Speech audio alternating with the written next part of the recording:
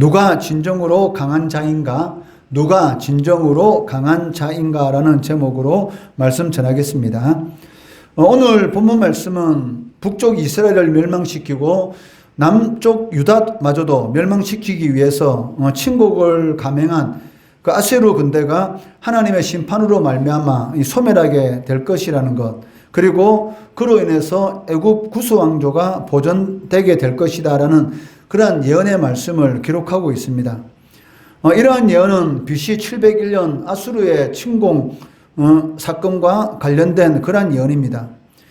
유다는 아하스 왕 통치 때에 친아수르 정책을 취하고 있었습니다. 그렇기 때문에 아람과 북쪽 이스라엘 등 반아수르 동맹 국가들이 아수르에 의해서 멸망을 당하는 그러한 와중에서도 유다는 아수르의 침공을 받지 않을 수가 있었습니다. 그렇지만 그 대신 유다는 아수르에게 종속되어서 항상 간섭을 받아야만 했던 것입니다. 그러는 가운데 아하스 왕이 죽고 히스기야가 그 유다의 왕으로 즉위하게 됩니다. 이때부터 유다는 그 친아수르 정책을 버리게 되는데, 이는 히스기야 왕이 하나님을 전적으로 신뢰했기 때문이기도 하였지만, 또 다른 한편으로는 그 유다가 이 애굽으로부터 군사 지원을 약속받았기 때문이었습니다. 이 때문에 그 아수르 왕 그 사네립은 그 자신을 섬기다가 섬기지 않는 이 유다를 응징하기 위해서, 그리고 이참에 이 애굽마저도 정별하기 위해서 수십만의 이 군사를 일으켜서 그 남쪽 유다를 이렇게 침공하게 되었던 것입니다. 이로 인해서 이 유다는 전 국토가 이 아수르 군대에 의해서 이 유린당하게 되고 오직 예루살렘만 이렇게 남게 되었습니다. 이때 애굽은 그 유언의 그 유다의 이 군대 지원 요청을 받게 되는데, 그 유다를 돕기 위해서 이 군대를 파병하였지만 그 유다 국경 근처에서 아수르 군대에 의해서 이 패하게 됩니다. 그래서 더 이상 이 유다를 돕지 못하고 도리어 이 유다는 더 큰 위기를 맞이하게 되었던 것입니다. 결국 히스기야 왕은 하나님만이 이 도울 뿐이 없다라는 그러한 마음을 가지고 하나님의 도우심을 바라보고 성전에 가서 하나님 앞에 간절히 이렇게 기도할 때에 하나님께서 하나님의 사자를 아수르 진영으로 보내셔서 하룻밤에 그 군사 18만 5천 명이 이 몰살 그 당하게 되는 그런 일을 이 아수르 군대가 겪게 되고, 결국은 이 사네립이 남은 군대를 끌고 자신의 나라로 돌아갔다가 그 자신의 두 아들에 의해서 결국은 이 피살되게 되는 것을 이 역사를 통해서 우리는 알 수가 있습니다. 그 여기 이 18장에서 말하는 이 구스는 애굽의 제25왕조를 가리키는 것인데, 그 애굽을 왜 구스라라고 이렇게 부르는 그 이유가 무엇이냐면, 그 당시에 이 구스인들, 즉 지금으로 말하면 에티오피아죠. 바로 구스인들이 이 애굽을 통치하고 있었기 때문에 이 애굽의 이 25왕조를 이 구스다라고 이렇게 부르고 있었던 것입니다. 이를 그 이사야 18장 1절 말씀해 보시면, 슬프다 구스의 강 건너편 날개치는 소리 나는 땅이여라고 이렇게 기록하고 있다는 것이죠. 그 여기 구스의 강이라는 것은 바로 이 나일강, 즉 애굽의 이 강을 의미하고 있습니다. 이러한 오늘 이 본문 말씀을 통해서 하나님께서 주시는 이 영적 교훈들을 이렇게 살펴보도록 하겠습니다. 그 첫 번째는 그 성도는 오로지 이 하나님의 능력만으로만 승리할 수 있다라는 것입니다. 그 13절 이 말씀을 보시면, 열방이 충돌하기를 많은 물이 몰려온과 같이 하나 주께서 그들을 꾸짖으시려니 그들이 멀리 도망함이 산에서 겨가 바람 앞에 흩어진 것 같겠고 폭풍 앞에 떠드는 티끌 같을 것이다 라고 말을 하고 있습니다. 이 말씀을 그 유다를 침공한 아수르 대군이 하나님의 심판을 받아서 뿔뿔이 흩어져 도주할 것이다 라는 그러한 예언의 말씀입니다. 그렇다면 그 여러분 한번 생각해 보시기 바랍니다. 예루살렘이 그 아수르와의 전쟁에서 이처럼 크게 승리할 수 있는 그 비결이 무엇이겠습니까? 그 예루살렘의 군사력이 아수르에 비해서 막강하였기 때문에 하루 저녁에 18만 5천 명이라는 그 군인들을 죽임으로 이 아수르와의 전쟁에서 승리할 수 있었습니까? 아니면 외부에서 이 지원군을 보내주어서 이 유다가 이 아수르와의 전쟁에서 승리할 수 있었습니까? 그 어느 것도 아니라는 것을 우리는 알고 있습니다. 당시 예루살렘의 군사력은 이 전 국토가 유린당할 만큼 또 예루살렘 성이 포위당할 만큼 아수르의 군사력에 비하면 극히 보잘것없는 그러한 국방력을 가지고 있었고, 또한 당시 이 유다는 그 반아수르, 친애굽 정책을 취하고 있었기 때문에 이 애굽이 도와줄 수 있는 그런 상황이 아니었던 것이죠. 그렇기 때문에 애굽도 이 불리한 그러한 전시 상황에서 자신의 나라에서 나오려고 하지 않았던 것입니다. 그렇다면 막강한 군대를 거느리고 이 유다를 침공한 아수르를 이 이스라엘이 이 유다가 어떻게 이길 수가 있었습니까? 그것은 바로 그 하나님의 능력 때문이다라고 성경은 말씀하고 있습니다. 성경에 보면 히스기야 왕은 예루살렘이 이 수십만 아수르 군에 의해서 이 포위되었을 때에 자신이 한 것은 단 한 가지였습니다. 그것이 무엇입니까? 하나님 앞에 성전에서 간절히 기도한 것, 그 한 가지밖에 없다는 것입니다. 하나님께서는 그 기도를 들으시고 바로 이 아수르 군사 18만 5천 명을 죽이시고 바로 이 아수르와의 싸움에서 대승할 수 있도록 하나님께서 은혜를 베풀어 주셨다는 것입니다. 이러한 사실을 통해서 우리가 알 수 있는 것은 무엇입니까?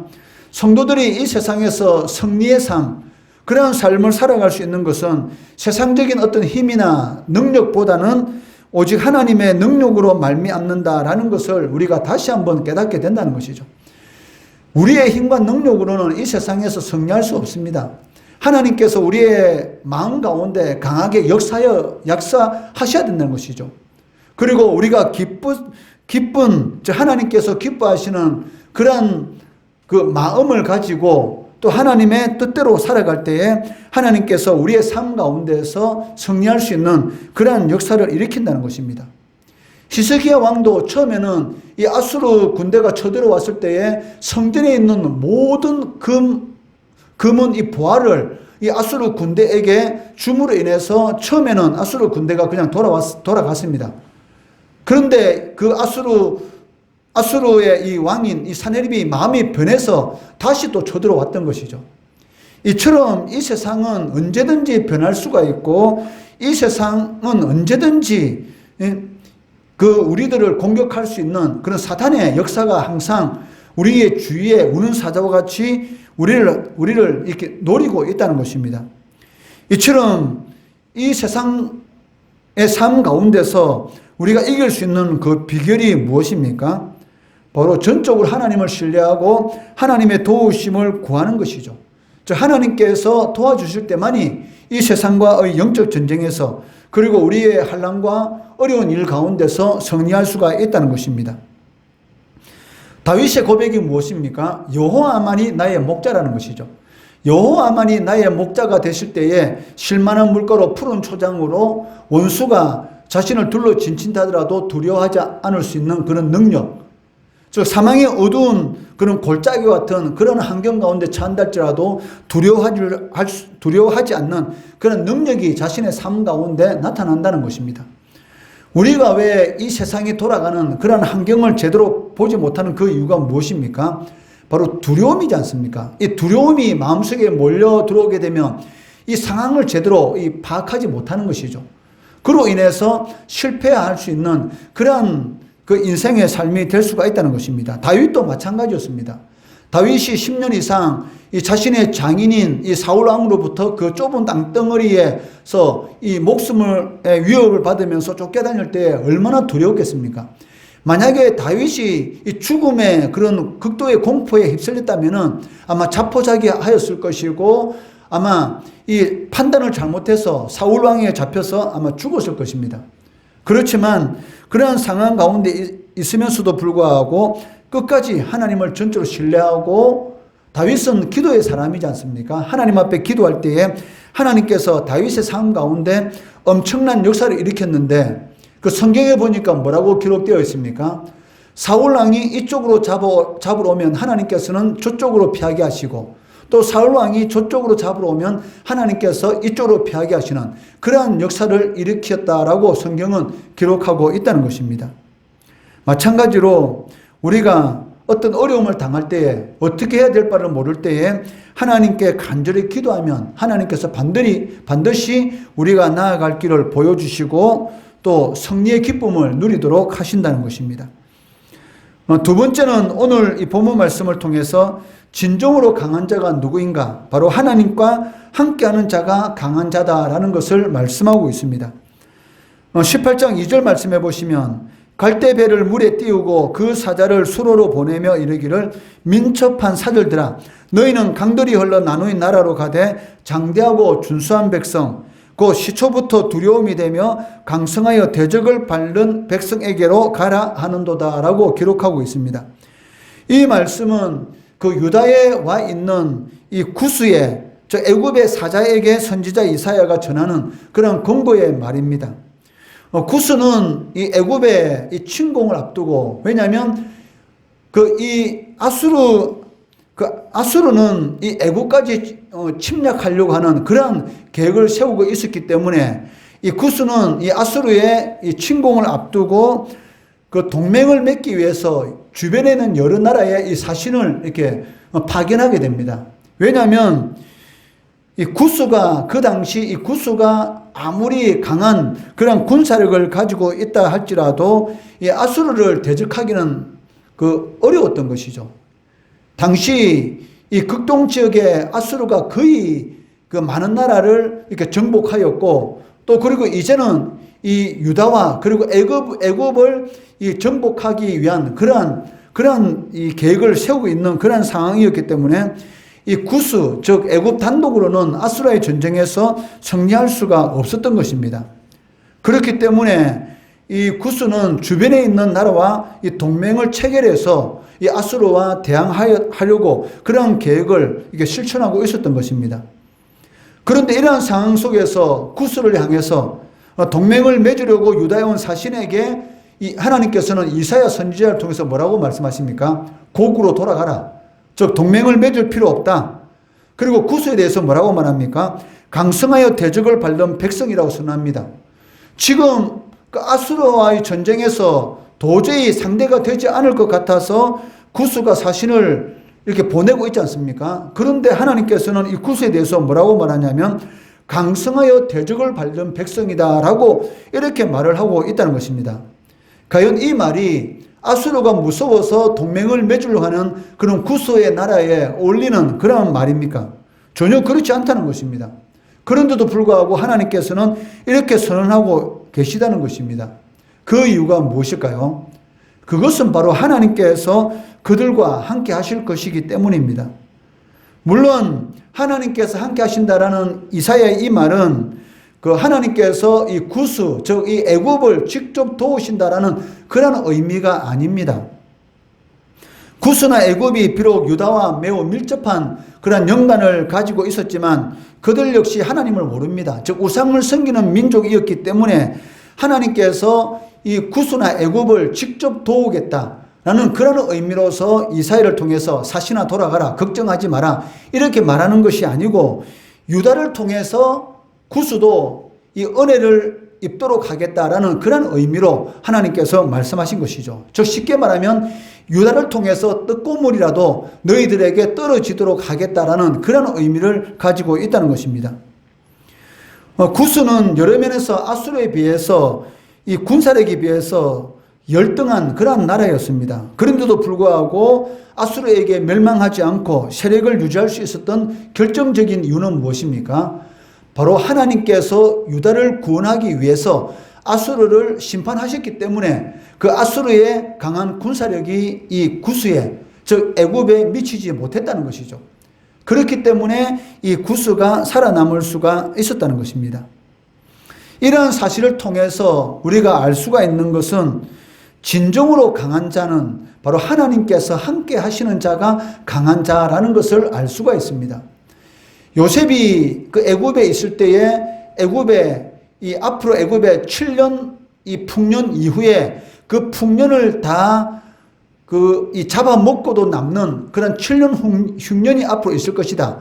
7년 풍년이 먼저 있을 것인데 그 뒤에 있을 7년 흉년은 7년 풍년 동안 있을 곡식으로는 도저히 이길 수 없는, 극복할 수 없는 그런 7년 흉년이 있을 것이다 라는 것을 하나님께서 이 바로 왕에게 꿈으로 보여주시고 그 꿈을 이 요셉에게 해석하도록 만드시는 것이죠. 그런데 그 땅에는 얼마나 많은 그런 예언자들인지 얼마나 똑똑한 그런 왕의 이런 신하들이 있었습니까? 그리고 얼마나 많은 그런 점을 치는 사람들이 그 당시에 이 애굽 땅에 있었습니까? 그런데도 불구하고 그 잡혀온 노예인 요셉이 바로 하나님이 함께 하심으로 인해서 이 바로 왕의 꿈을 해석하게 되고 이 요셉이 바로 이 애굽의 제2인자 바로 이 국무총리로 올라서는 그런 역사가 있었던 것이죠.